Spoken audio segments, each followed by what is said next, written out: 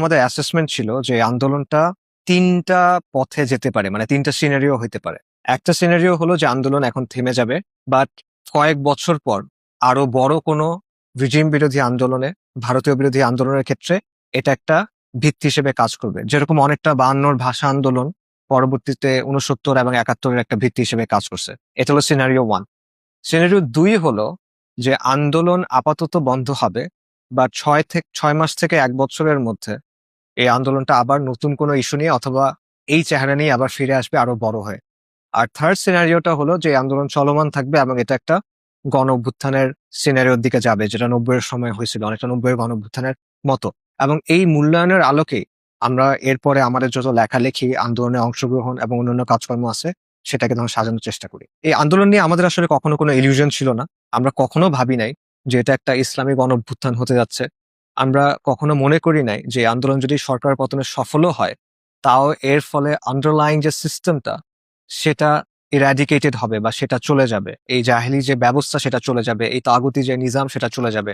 আমরা এটাও মনে করি নাই যে আন্দোলন সফল হলে এই বাংলার মানুষ পরিপূর্ণভাবে আজাদ হবে।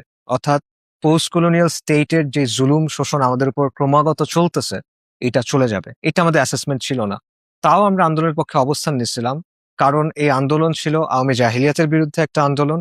এই আন্দোলন ছিল ভারতীয় আধিপত্যবাদের বিরুদ্ধে একটা আন্দোলন। এবং আমাদের অবস্থান ছিল যে আলটিমেটলি দিন, কম এবং জমিনের জন্য এই আন্দোলনটা সফল হওয়া জরুরি। এবং ইসলামপন্থীরা যদি আন্দোলনে অংশ না নেয় বা ইসলামপন্থীরা যদি আন্দোলনের বিরুদ্ধে চলে যায়, তাহলে আন্দোলনটা সফল হওয়া কঠিন।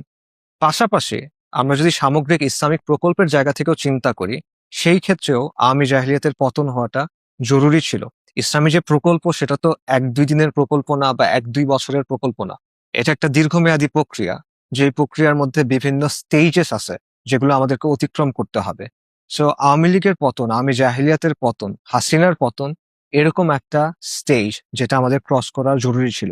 সো সেই অর্থেও সামগ্রিক ইসলামিক প্রকল্পের জন্য হাসিনার পতনটা জরুরি ছিল। It was a necessary condition but not a sufficient condition. অর্থাৎ এটাই চূড়ান্ত বিজয় না বা চূড়ান্ত বিজয়ের ধারে কাছেও কিছু না, কিন্তু সামগ্রিক যে ইসলামিক প্রকল্প সেটার জন্য এটা জরুরি ছিল।